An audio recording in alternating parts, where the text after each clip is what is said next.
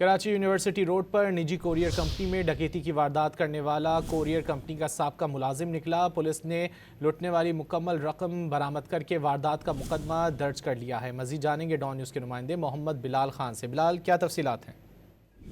جی بالکل، دیکھیے گزشتہ رات یونیورسٹی روڈ پر نجی کوریئر کمپنی میں ڈکیتی کا واقعہ پیش آیا تھا۔ ڈکیتی مارنے والا ملزم کوریئر کمپنی کا سابقہ ملازم لارب نکلا ہے۔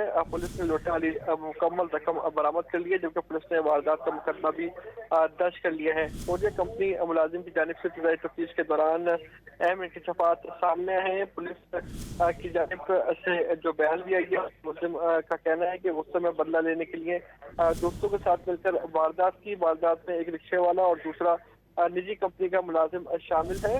اور بیان میں یہ بھی بتایا گیا ملزم کی جانب سے کہ ہم رات کو عام افراد کی طرح کوریئر کمپنی کے دفتر میں داخل ہوئے تھے، سیدھا کیشیئر کے کمرے میں گیا اور ساری رقم بیگ میں ڈالی۔ واردات کے بعد فرار کہاں سے میرے پیچھے پولیس لگ گئی۔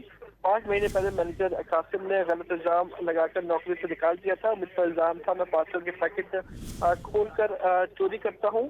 1 سال سے کوریئر کمپنی میں ملازمت کر رہا تھا، جی، جبکہ مجھے ایسا الزام لگا کر نکالا کہ کسی اور کوریئر کمپنی میں ملازمت نہیں مل سکی۔ جی بہت شکریہ محمد بلال ان تفصیلات کے لیے۔